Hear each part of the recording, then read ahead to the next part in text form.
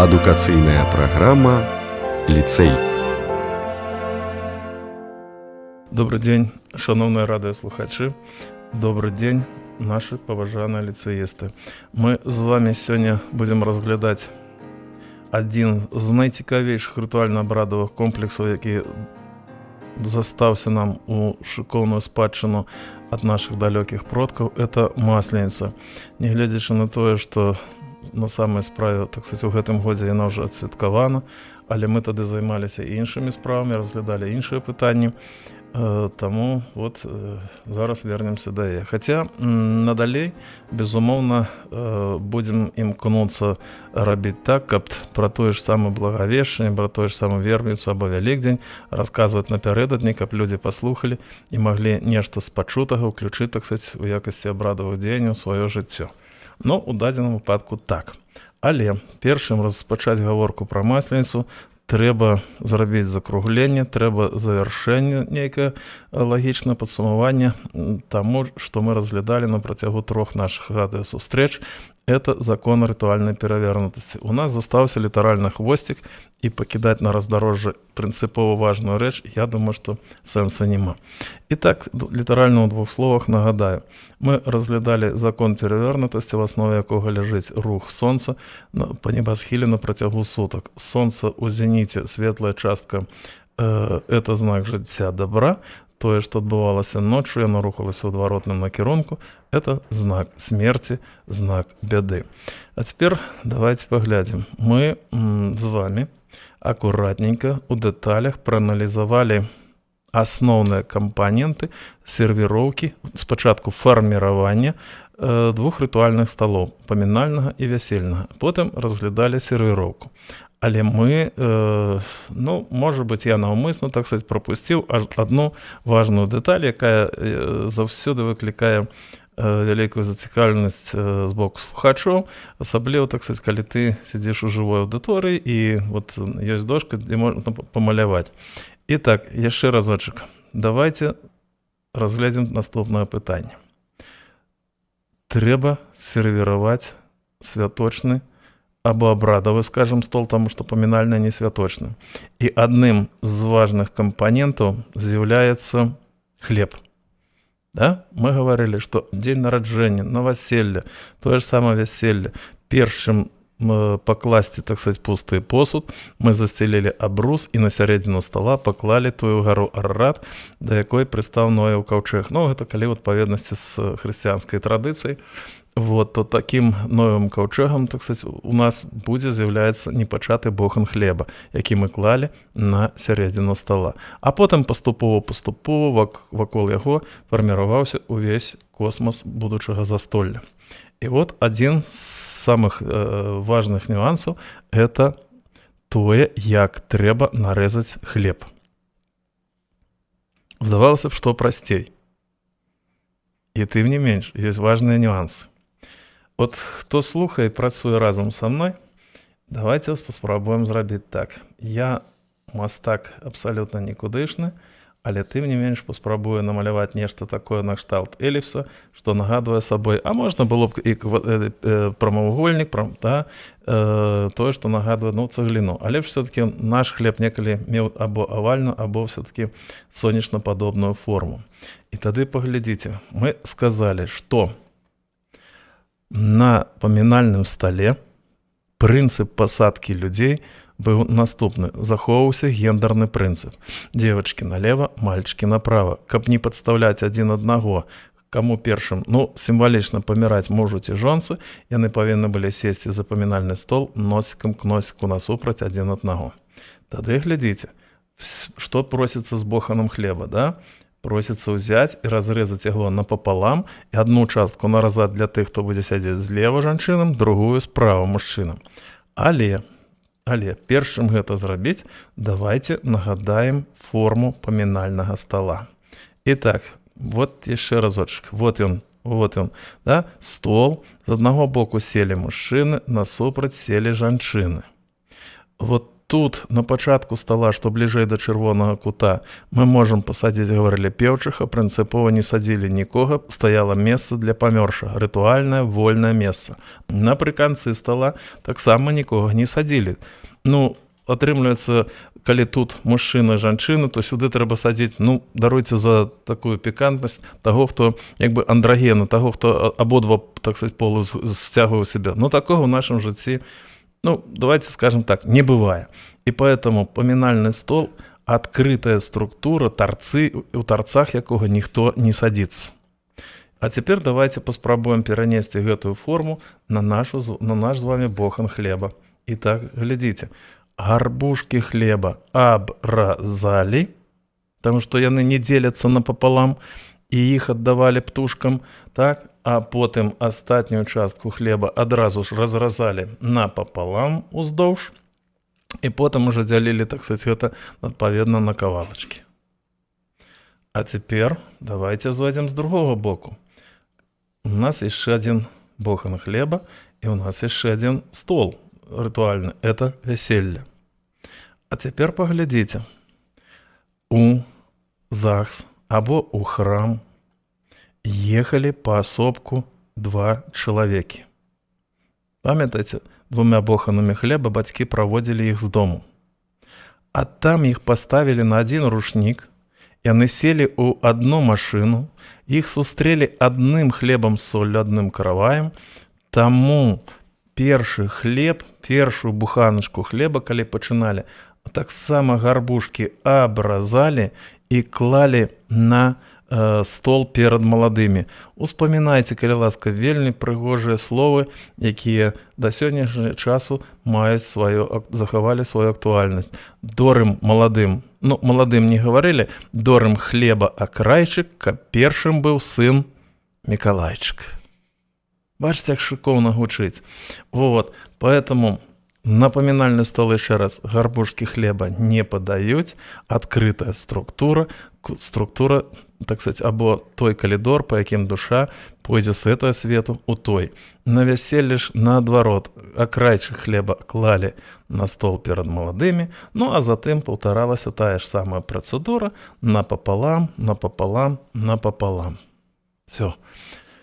Бачыце, як шыкоўна. Прычым, калі мы з вами паглядзелі б хлебушак, які нагадвае цегліну, да, і калі паглядзець у тарец, вот, да, з тарца, ну, это будзе амаль што квадрат, і калі падзяліць яго напополам, то атрымаецца два трохкутнікі, фактычна схема вясельнага стола. Бачыце, як шыкоўна. І тады зноў-такі першы адрэзаны кавалачак – это маладым, а ўсё астатняе пайшло. Вот такая шыкоўная рэч. І тое, што касаецца хлеба, каб ужо гэту лінію завяршыць, я яшчэ раз нагадаю. Практычна аб'ездзіў всю Беларусь, все раёны нашай вялікай і невялікай краіны і пабываў, прыязджаючы ў любы раённы цэнтр, перш за ўсё заходзіў у раённы гастраном. Што мяне там цікавіла? Адносіны да самай галоўнай, да самай, скажем, лёсавызначальнай рэчы ў жыцці чалавека – это да хлеба. І тады, калі ты завітаеш у гастраном і зойдзеш у той аддзел, дзе знаходзіцца хлеб, ты бачыш, як мудрыя жаночыя рукі ці мужчынскія рукі, так сказать, прывезлі з хлебазавода гэты хлебушак і кожную буханачку паклалі акуратненька прыгожа. Прычым як? Гарбушкай уверх. У Мінску ты такую сітуацыю практычна ні в адным гастраноме ці вялікім магазине не ўбачыш. Там рытм зусім іншы, няма калі глядзець за гэтым, потому хлеб, даруйце зноў за гэта слово, вывернули з латачка, кінулі, і ён, так сказать, ляжыць абыякова. А у народнай традыцыі існавала катэгарычная забарона пераварочваць хлеб гарбушкай уніз. А цяпер яшчэ некаторыя дэталі. Я таксама расказваў, але хочацца раз за разам. От зноў ехаў на эфір, у метро назіраў за паводзінамі моладзі, весна прыйшла, зусім іншыя эмоцыі, дзякуй Богу. І нават не глядзячы на тое, што прайшло веснавое жаночае, скажем так, свята, але кветкі ў руках маладых хлопцаў і дзяўчат да гэтага часу не знікаюць. І ты глядзіш і разважаеш. Да? Малады хлопец, які нёс кветку уверх самой кветкой, да, так сказать, прыгажости этой, перадае дзяўчыне ў руку, яна эту кветку перавернула, так сказать, да асфальта або да падлогі галавой, і пайшлі. І мне заўсёды хочется сказаць, або на маніторы, якія з'явіліся ў нашым метро в цягніках, напісаць: хлопцы дарагія, калі ідзеце на спатканне з дзяўчынай, нос угору, кветкі угору. Калі ідзеце на спатканне з памёршым, нос да падлогі, кветкі да падлогі. Калі ласка, памятайце пра гэтыя важныя рэчы. А цяпер давайте зазірнем яшчэ праз прызму гэтага, акуратненька паглядзім у бок чырвонага кута ў сялянскай хаце. Абразы пад нахілам, як бы з нябёсаў глядзяць на нас. Побач з абразамі практычна ў кожнай сялянскай, у кожнай вясковай хаце вы ўбачыце рамачкі з партрэтамі прадстаўнікоў вашага роду. І тады звярніце увагу. У той рамачцы, у якой сабраны фотаздымкі жывых, канешне, там могуць быць і фотаздымкі ўжо памёршых людзей. Гэтаму фотаздымку, напрыклад, там 30 гадоў, да? Але тым не менш, пакуль там застаецца хоць адзін прадстаўнік, які сфотаграфаваны жывым, эта рамачка будзе вісець роўненька, перпендыкулярна зямлі або паралельна сценачцы. А калі вы ўбачыце партрэт бабулі і дзядулі, падратушаваны, прыгожа зроблены, але іх уже няма, яны ўжо неба жыхары, яны адтуль з нябёсаў глядзяць на нас. Поэтому партрэт або эта рамка будзе заўсёды вісець пад нахілам ад сценкі. То есть, нешта тое, што нагадуе палец, вялікі палец рукі перавернуты ўніз. Бачыце, вельмі важныя нюансы.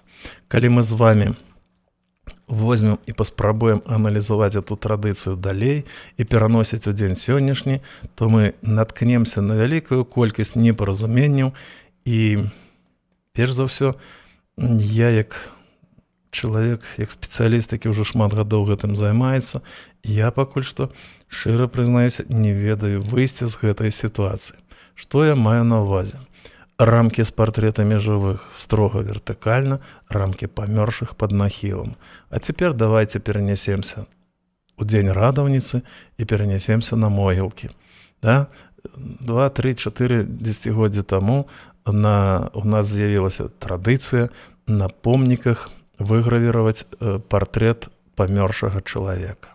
І, безумоўна, наш з вами помнік, наш з вами, так сказать, мы ставим помнікі, да, памёршым людзям, строга вертыкальна, і там той, хто ўжо сканаў, каго няма сярод нас, яго партрэт стаіць, што называецца, так сказать, так, як партрэт жывога.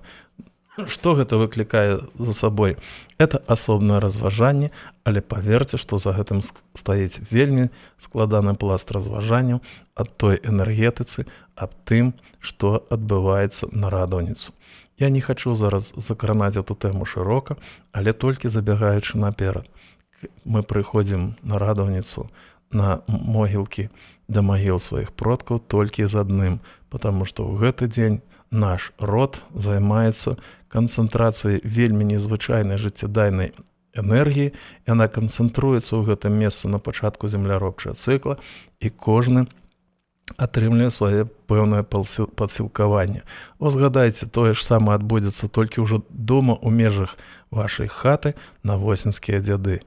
Поэтому могілкі – это вельмі адказная зона, вельмі незвычайнае рытуальнае месца, дыялог з якім трэба праводзіць у адпаведнасці з традыцыяй, прадпісанай нашымі продкамі.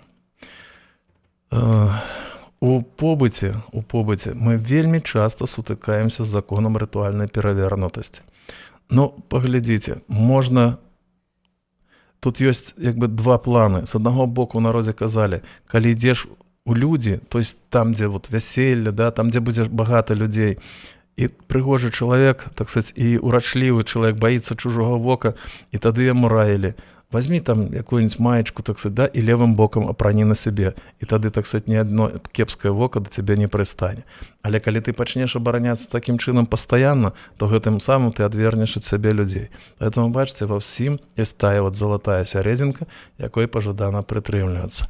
Но, безумоўна, тое, што тычыцца дзіцяці малога, да, да года, і калі вы яго вывозіце на калясцы, так сказать, у двор, то вот такое рабіць ну, у народзе лічылі трэба абавязкова. Ну, акрамя іншых нейкіх абярэгаў, пра гэта мы яшчэ пагаворым. Затым паглядзіце, прыйшоў нехта, так сказаць, з добрых гасцей, чалавек нармалёва ўсё, але вока цяжкое, да? Паглядзеў на ваша малое, яно ноч не спіць. Што рабіла матулька? Тым самым левым вывернутым бокам, то есть падалом, тое, што бліжэй да цела жанчыны матулі, яна брала і, я быццам бы, працірала твар дзіцяці. Глядзіш, і неўзабаве яно заснула. Яшчэ адна цікавая акалічнасць, пра якую гаварыць хочацца проста бясконца. Канешне, можна да нашай традыцыі ставіцца па-рознаму. Можна гаварыць, што это яно аджыло сваё даўным-даўно жыццё, і сёння толькі мы глядзім на гэта як на нейкі музейны экземпляр. Калі ласка, нехта хоча так, няхай будзе так, а нехта хоча, каб, ну, тое, што называецца энергетыка, жывая кроў нашага рода і сёння цекла ў нашых жылах, да, мы хочам карыстацца гэтым. І поэтому паглядзіце, вот недавно еду па горадзе, наперадзе едзе грузавая машына, кран, а ззаді над нумарам прыварана ці прымацавана падкова. Я гляджу, і як яна прымацавана, рагамі ўгару. Ну, хочется прыпыніцца, пачасаць патыліцу і падумаць. Або забегчы надварот наперад, заехаць паглядзець. Нячыстая сіла едзе ў гэтай машыне, ці ўсё-такі нармалёвы чалавек. Чаму і так? Таму што давайце яшчэ раз узгадаем. Вясёлка, радуга, пасля дажджу. Якім чынам, так сказаць, арка скіравана? Канешне ж, ну, выпукласцю, што называецца, ўгару. Ну, паглядзіце вы на таго ж самага коніка ў вёсцы, як ён едзе і як дуга размешчана над ім, і тым выпадку, калі ён едзе на вяселле. І давайце яшчэ раз узгадаем той самы рушнік, на якім 2 або 4 мужчын апускаюць труну з нябожчыкам магілу. Рушнік перавернуты, вывернуты зусім у іншы бок. І таму над уваходам у кожную хату вешалі падкову. Але як? Падкова павінна была засцерагаць вас ад, так сказаць, яго кепскага. І таму дзве рэчы. Ну, просто таму, што я займаюся ўсё жыццё этой справай. Я бываў у дзесятках, калі не сотнях музеяў, на розных фестывалях, выставах, там, дзе народныя майстры прадстаўляюць свой, так сказаць, творчы прадукт. І калі ты бачыш, як з гліны, або там, так сказаць, асабліва з гліны, там мастакі вырабляюць падковы, і там пішуць яшчэ слово «на ўдачу». Но як бы ты ні круціў, ты па-іншаму не прачытаеш слово «на ўдачу», калі толькі не перавернеш гэту падкову рагамі ўгору. Чаму так? Ну, чаму так, скажыце? Ну і яшчэ. Гэта прайсці не хочацца абсалютна нікога крыўдзіць, але гэта абысці, ну, проста немагчыма. Быў шчаслівы момант, калі мы з членамі канферэнцыі прыехалі з Магілёва ў раённы цэнтр Глыбокае, і нас, так сказаць, аўтобус прыпыніўся на плошчы, і нас павялі да той, ну, на сённяшні дзень, скажем, нейкага рытуальнага магніта для тых, хто прыязджае, так сказаць, турыстаў у гэты горад, і пасярэдняй плошчы стаіць 2-метровая падкова, звернутая зноў-такі рагамі ўгару. І ўсім тым, хто прыязджае, кажуць, дастаткова прайсці пасярэдзіне, памацаць, так сказаць, і ты будзеш шчаслівы. Мы можам тысячы прыкладаў прыводзіць пра тое, што праходжанне праз падкову, праз арку, праз браму, это заўсёды было правільна. Это заўсёды як бы момант пагранічны, дзе ты пакідаў сваю энергетыку і прыходзіў сюды ў эту хату як бы ачышчаным чалавекам. Ну, узгадвайце, у вёсцы ідзеш, да, перад кожнай хатай, у кожнай сядзібе абавязкова будзе брама, моцная, прыгожая, або пафарбавана, або разная, так сказаць. І паглядзіце, як там размешчана арка. І я частенька расказваю тым людзям, у якіх ёсць праблемы з дзеткамі. Адзін з найбольш цікавых варыянтаў лячэння дзіцяці ад цяжкіх захворванняў – это тады, калі матуля станавілася на парозе, клалі на парог нейкі, так сказаць, там, ну, посцілку, і малое, літаральна там до 12 гадоў дзіця матулька тройчы працягвала паміж ног, то есть праз эту арку, да, арку жыцця. І яна тройчы прагаварвала слово хто яго нарадзіў, той яго і адхадзіў. Радзіма мама нарадзіла, радзіма мама адхадзіла. Шыкоўнае слово, шыкоўны рытуал, і вы бачыце, як, так сказаць, куды што скіравана. Вот пакуль што. Я думаю, што на гэтым можна было б прыпыніцца, таму што, паверце, што такіх прыкладаў бясконцае мноства. Ну, давайте адзін з момантаў. Чалавек сядзіць за камп'ютарам, рыхтуецца заўтра да лекцыі, або там навуковы даклад, або мала што, нехта распрацоўвае сцэнар свята, якое будзе заўтра ў клубе і так далей. А тут або дзіця малое, або ўжо ўнучак для каго-то бегае побач з вамі, ну і трошачкі, так сказаць, перашкаджае сканцэнтравацца, там засталося літаральна 2 сказы. Ну і часцей за ўсё мы можам, так сказаць, рукой адмахнуць, адагнаць гэтае малое, каб яно, так сказаць, ну, хаця б на мінутачку заціхла. І цяпер паглядзіце, можна адмахнуць гэта малое, так сказаць, тыльным, да, бокам далані, а можна тое, што да вас. Поэтому ніколі ў жыцці не біце дзіця наводмаш, як казалі, таму што гэтым самым вы сапсуеце ўсе свае адносіны. Вы адганяеце дзіця, але адначасова горняце яго да сябе. Так робяць мудрыя людзі. Поэтому яшчэ раз кажу, калі уважліва прааналізаваць, так сказать, наше жыццё, то мы літаральна на кожным кроку, не кажучы пра абрадавыя сітуацыі, сутыкнемся з законам рытуальнай перавернутасці. Я думаю, што мы дастаткова пагаварылі пра гэты закон, фундаментальны, ключавы закон, і поэтому, ну, ёсць сэнс, так сказать, пакланіцца яму і на гэтым паставіць вялікую кропку і развітацца. Калі будуць нейкія пытанні на ўдакладненне, калі ласка, задавайце. Здарылася так, што мы, можа быць, былі трошкі неуважлівымі, а можа быць, просто, так сказать, у тым шэрагу смс, якія прыходзяць, не заўважылі. І вот літаральна сёння перад перадачай прачыталі тое, што было нам даслана месяц назад, і жанчына задае такое важнае пытанне. А ці можа матуля купіць, набыць грамнічную свечку і, скажем, перадаць сваёй дачушцы, якая жыве ў іншым доме, у іншым населеным пункце, там у іншым горадзе? Да, безумоўна, можа. Але гэта лічылася, так сказаць, амаль што адзіным прыкладам, які вот можна прынесці ў хату, а потым адвесці туды. Мы з вами, калі будзем гаворку весці пра верніцу, мы таксама скажам наступнае, што мог чалавек, ну, тым ліку і маці, бабуля, або, наадварот, унучка прыйсці ў царкву, узяць некалькі букетикаў, так сказаць, вярбы, асвяціць іх і раздаць бабулі, матулі, якія, ну, жывуць, так сказаць, ужо асобна ад іх, або унучка жыве асобна ад старэйшых. Але пры гэтым в абавязковым парадку трэба было захаваць правіла. Тыя букетики вярбы, якія адрасаваліся матульцы і бабульцы, у хату ні ў якім разе уносіць нельга. Пажадана, каб яны засталіся, вы асвяцілі, паклалі ў машыне, а потым, калі паедзеце праз дзень, праз 2 перадаць, вот тады і перадайце. У хату не ўносілі. Калі здарылася так, што іх унеслі ў хату, яны на год застаюцца ў вашай хаце. Выносіць нельга было. Вот такі нюанс. Ну, а цяпер тое, пра што мы дамаўляліся на самым пачатку. Нас чакае, на мой погляд, адна з самых найбольш цікавых тэм, адна з праблем, і, безумоўна, вырашыць эту праблему мы за одну радыёперадачу не зможам, але все-таки хоць бы паставім нейкія пытанні і зробім, так сказать, контурнае апісанне гэтага свята. Масленіца. Рытуальна-абрадавы комплекс Масленіца. Чаму кажу, што найбольш цікавы, найбольш складаны?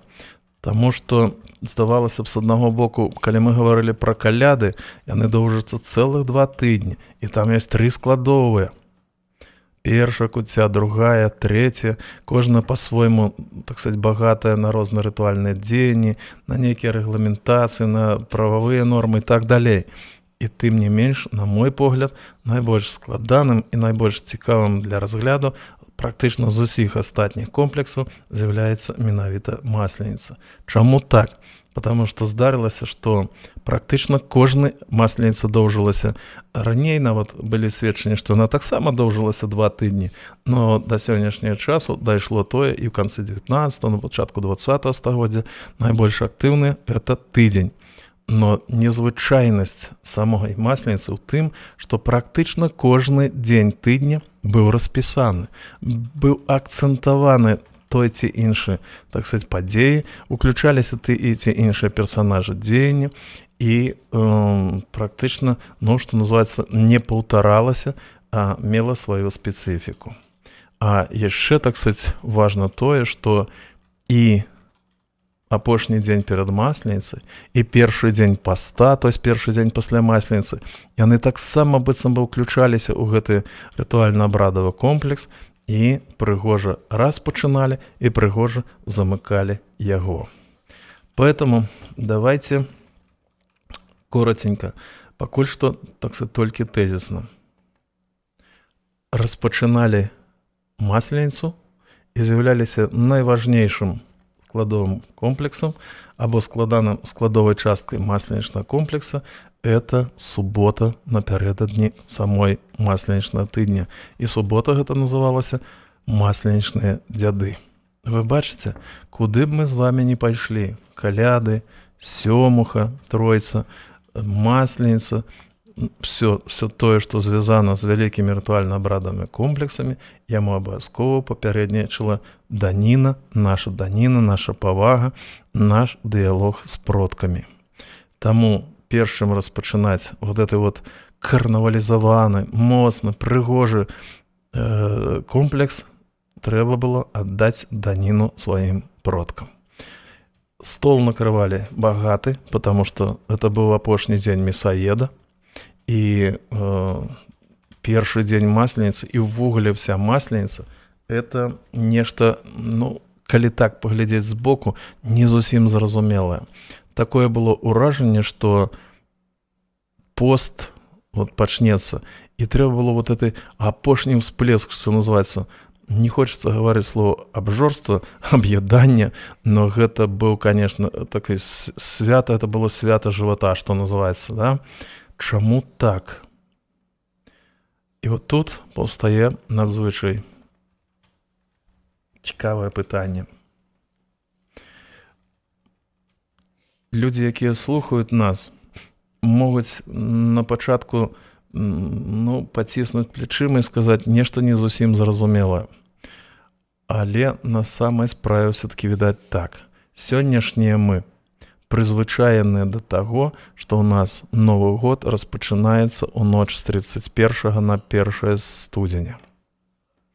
Але калі мы уважліва паназіраем, прааналізуем тое, што засталося нам у спадчыну, то мы можам сказаць, што у якасці Нового года можна лічыць Вялікдзень, Пасху, потому што там тыя ж самыя абходы, там тыя ж самыя велічальныя гімны і так далей. І як гэта не парадаксальна, як гэта не дзіўна, менавіта да Нового года, да пачатку года, сустрэчы Нового года можна смела аднесці і нашу масленіцу. Таму што вот ёсць толькі некалькі момантаў, якія выразна указваюць на гэта. Итак, давайте яшчэ разочек. Што мы кажам? Самы асноўны тэзіс звязаны з сервіроўкай навагодняга стола. Як сустрэнеш Новы год, такім ён і будзе, або так яго і правядзеш. Ну, у сэнсе правядзеш не развітаешся, а можа быць і ў гэтым аспекце, але правядзеш вот это працягласць, на працягу года так і пражывеш. І тады паглядзіце, наперадзе 12 месяцаў, на столе 12 страў. Вот тое ж самае буйство, тое ж самае, так сказать, хлебосольство было характерно и для масленицы. И поэтому вот этот вот нюанс, вот это вот важный момент, яшчэ один напоминок про тое, что гэта было звязано с пачаткам Нового года. Само слово масленица, калі паглядзець на іншыя святы, то каляда, колу цэнтры ляда, там, да, купалле, зноў звязана з сонцам, все тое, што сарыентавана да неба, да сонца. А тут раптам нечаканая назва, якая, здавалася б, ніяк не выходзіць на нейкія касмічныя вышыні. І тым не менш, калі мы з вами хоць на, так сказать, умоўна заглянем у вясковы хлеў, то мы убачым канец зімы, это люты месяц, сярэдзіна лютага, канец лютага, это масавы адцёл каровак. А адсюль і, безумоўна, у гаспадарцы было замнога, нават замнога, можна смела гаварыць, малака, перш за ўсё, а потым тое, што выраблялася з малака, масла і сыр. Вот это вот молоко, масло и сыр, вот эта символика жыццядайнасці, і яна была непасрэдным чынам звязана з сімволікай сонца, і яна яшчэ раз гаворыць пра тое, што это быў паварот, это быў веснавы паварот сонца на новае лета, і поэтому яшчэ адзін аспект звязаны з навагоднім святкаваннем. Мы прызвычаены да таго, што бліны часцей за ўсё нам кажуць сімвал салярны, сімвал сонца, але давайте не будем забывацца і пра тое, што это больш шырокі, больш універсальны сімвал у нашай абрадавай спадчыне. Ну, вспоминайте, бліны былі і на памінальным стале, а затым паглядзіце, ёсць такое свята, як ушэсце, узнесенне. І вот мы прыязджаем на Гомельшчыну, Веткаўскі, Добружскі раён, і там за столом сядзяць жанчыны, і 12, амаль 12, так сказать, розных разнавіднасцяў бліноў. І калі ты пытаешься, а чаму так багата было, і чаму трэба было вот абавязкова столькі блінцоў? А мне ціхенька жанчыны расказваюць. Так у гэты ж дзень Христос узносіўся, так сказать, ішоў на неба па лесвіцы, у якой было 12 ступенек, а ён падымаўся босымі нагамі, і таму хацелася б, каб яму не так балюча было, і тады кожную прыступачку, кожную ступеньку трэба было абавязкова абгарнуць блінам. Прычым не тонкім наліснікам, а гарчаным, так сказать, або тоўстым, тое, што на кефіры выпечаным і так далей. Бачыце, як прыгожа знітоўвалася філасофія вот гэтага багацця з філасофіяй зусім іншай культуры. Ну, а цяпер давайте по парадку. Значит, дамовімся, што мы з вами разглядаем 7 дзён масленічнага тыдня, і у нас будзе практычна столькі ж вектараў, 7 вектараў, 7 накірункаў разгортвання гэтага рытуальна-абрадавага комплекса і 7 сілавых ліній, якія трэба абавязкова разгледзець. Кораценька. Панядзелак. Пачатак свята. Распачынанне гасцяванняў, падрыхтоўка і так далей. Аўторак. Гасцяванне, ўжо само па сабе непасрэдна. Серада. Абход вёскі. Які абход? Пра гэта мы будзем падрабязна гаварыць. Я думаю, што это якраз самая сярэдзіне сэрцавіна, што называецца усяго масленічнага тыдня. Чацвер, дзень вялеса, аб'язджалі маладых коней. І адзін з найцікавейшых абрадаў рэсталішча, так сказать, гулянні на конях, звязаныя потым з прадказаннямі, якім будзе ўраджай лёну. Затым пятніца, тое, што засталося сёння ў нашай свядомасці, і мы добра памятаем гэтую прыказку. Ездзіць або хадзіць да цешчы на бліны. У гэтым усё сказана. Субота, катанне з ледзяных горак, і нарэшце нядзеля. Это тое, што звязана з абрадам пахавання бабы, вогнішча, спальвання чучела зімы, да? І, канешне, эмацыянальная заключная кропка, якая фантастычна цікавая па сваёй сутнасці і па, ну, калі хочаце, вот, афармленню і рэалізацыі. Это даравальная нядзелька, тое, што ў царкоўнай традыцыі называецца прашчоная. Ну і потым, безумоўна, панядзелак, які ставіў кропку, это ўжо распачынаўся пост, і панядзелак называўся вельмі цікавай назвай. Шыльны панядзелак. То есть пост забараняў ужыванне тлоснай ежы, і каб, не дай Бог, дзе-небудзь у дзіравых зубах не застаўся хаця б кавалачак мяса або сала, то трэба было шылам, ну, не запалкай, як сёння многія, або спецыяльнымі. Трэба было гэта ўсё пачысціць, і тады, так сказать, пачаць падрыхтоўку праз пост да сустрэчы Вялікадня. Комплекс, по-другому не скажу, надзвычай цікавы, надзвычай дынамічны, які ўцягваў у сябе фактычна ўсе слаі вясковага соцыуму, усе слаі грамадства. Але мне б хацелася бясконца гаварыць пра тое, як былі павязаны розныя ўзроставыя катэгорыі і як былі павязаны паміж сабой прадстаўнікі найцікавейшых рытуалаў.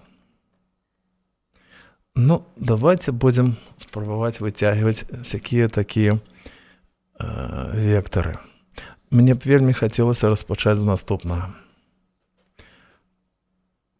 Масленіца падводзіла рысу мясаедным вяселлем.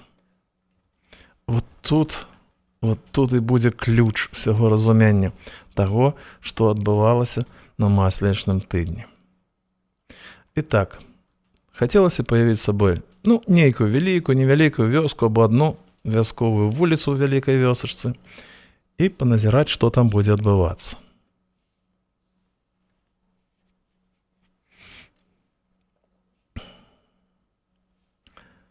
Сабіраўся гурт жанчын, маладзіц, жанчын сярэдняга веку, тых, хто знаходзіўся ў дзетародным узросце. А часцей за ўсё нават не проста ў дзетародным узросце, а тыя жанчыны, якія нарадзілі 1-2 дзіцят.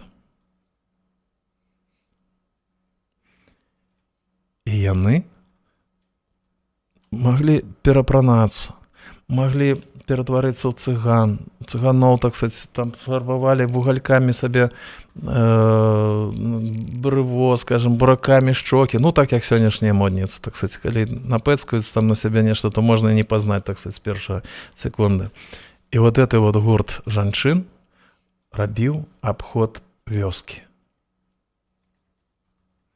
Яны абавязкова заходзілі у кожную хату, у якой у гэты мясаед, а можа на вялікую вясельніцу ўвосень было спраўлена вяселле.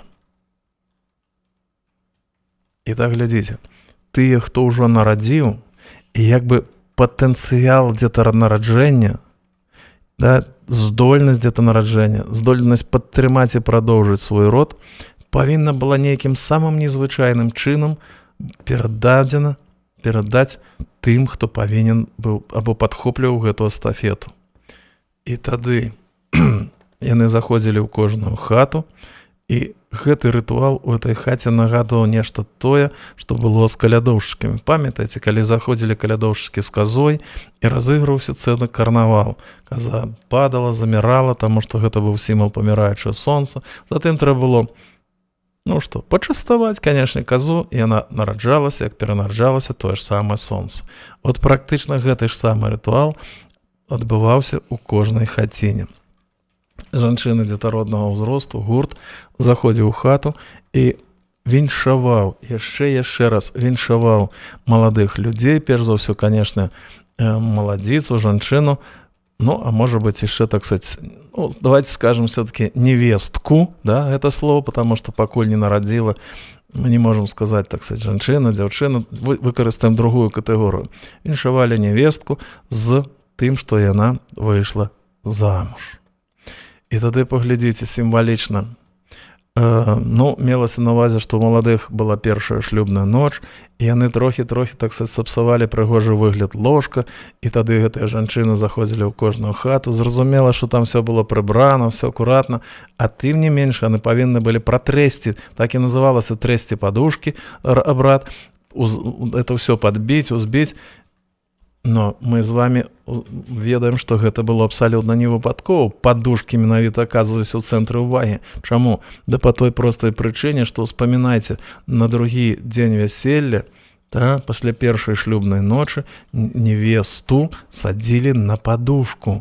За гэтым стаяла толькі тая сімволіка, што ты пасля першай шлюбнай ночы павінна стаць такой жа гарой, то есть як гэта падушка.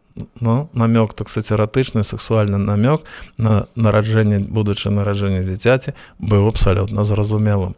Поэтому і тут трэба было перавернуць, ператрэсці падушкі і гэтым самым намякнуць: все, мы чакаем ад вас прадаўжэння роду. Затым быў невялічкі стол. Канешне, это не было гулянне, так сказать, там працягла, таму што трэба ж было наведаць цэлы шэраг сем'яў. Кароткае все, але тым не менш. І пасля гэтага гурт рушыў далей і далей. А цяпер паглядзіце, у гэтым рытуале, у гэтым абрадзе абходу вёскі быў другі бок медаля, не менш цікавы і не менш важны. Вёска і жыццё наша не разгортваецца не в адной плоскасці, а ў некалькіх, і поэтому жыццё больш складанае, чым нашы пажаданні, і оно проявляецца у кожнай хаце па-свойму. А цяпер паглядзіце. У адной хаце здарылася так, што дачушка ўжо на выданні, але год, другі, трэці, а не бяруць, сваты не прыходзяць. І тады у вясковым асяроддзі узрастае напружанне пасярод тых маладзіц, якія наступнае пакаленне на падыходзе, якім трэба ствараць сям'ю. Канкурэнцыя расце. Чаму? Таму што тая, якая засядзелася ў дзеўках, яна, безумоўна, так сказаць, быццам бы ўклініваецца ў іх прастору і гэтым самым будзе перашкаджаць. Поэтому гурт жанчын заходзіў і ў тыя хаты, дзе была дзяўчына-пераростак. І там таксама, але ўжо эмацыянальны план быў зусім іншы. Там, што называецца, сілком падштурхоўвалі, вымушалі чалавека, так сказаць, што ты спіш у шапку. Но самае цікавае было і яшчэ ў адным моманце. Менавіта тут, у гэтым абходзе, быў яшчэ адзін рытуал уклінены, які так і называўся калодка або цягаць калодку. Што мелася на ўвазе? Жанчыны заходзілі не толькі ў тыя хаты, дзе вяселле зладзілі, не толькі ў тыя хаты, дзе была дзяўчына-пераростак, а заходзілі і ў тыя хаты, дзе быў хлопец, байбус, якому ўжо 5 гадоў назад трэба было па логіцы жыцця стварыць сваю сям'ю, а ён чамусьці увільваў ад гэтага. І тады нашы мудрыя жанчыны бралі, і это могло быть, конечно, у даўніну, это было на самой справе колодка, там бярозовая, яловая, так, до 3 метров. Хлопцы могли нават памагчы цягнуць па вёсцы гэту колодку, і яны з этой 3-метровай колодкой, уявляеце сабе, да, заходзілі ў хату, і там усё пераварочвалі вверх дном. Вот, не хочаш сам, мы цябе прымусім. А потым яно, так сказать, конечно, набывало розныя формы. На самой справе, так сказать, могли, вот недавно нам в Сеславскім раёне жанчына показала колодку, просто вот той чурбанчок, які, так сказать, на які рэжаць дровы, і все. Могли пашкадаваць хлопца, поэтому до спины привязывали, невялічка, так сказать, не тоўстае паленца. І вот выявляеце сабе, зняць яго не меў права, трэба было толькі адкупіцца. Поэтому зноў ён ішоў, так сказать, вёў да свайго хаты, і бацькі вымушаны былі накрываць стол. Даруйце, калі, так сказать, гадоў 5 запар, бацькі будуць накрываць ні за што стол і не дачакацца вяселля, то, конечно, Кухталёў сыну можа і перапасці. Вот тут, у гэтым кантэксце, тут трэба абавязкова сказаць яшчэ пра той важны аспект, што такое карнавал у кантэксце Масленицы і вот гэтыя рытуальныя паводзіны. Уявіце сабе, вяскова вуліца, гурбы снегу, ідзе гэты, можа быць, трошачкі падвыпіўшы гурт жанчын, эмоцыі цераз край, і тут раптам насустрач хлопец-пераростак. У другой ситуации, у другі дзень, ні за што ў жыцці жанчыны б сабе такога не дазволілі, а вот у кантэксце Масленічнага тыдня адбывалася тое, што цяжка сабе ўявіць. Жанчыны накідваліся на этого хлопца, валілі ў гурбу снега, сцягвалі з яго штаны, маўляў, так сказать, а што там у цябе такое, чаму тая штука не працуе? Поэтому, так сказать, потым зразумела, што на паўгода пасля гэтага было расказаў, хваляванняў, было эмоцый цераз край. Вялікі жаль, наш час падышоў, і мы разгледзелі толькі першую сілавую лінію, а наперадзе іх яшчэ 6, поэтому, так сказать, на наступнай перадачы, на наступнай сустрэчы мы працягнем разгляд гэта найцікавейшага рытуальна-абрадавага комплекса. Всяго вам найлепшага, да новай сустрэчы.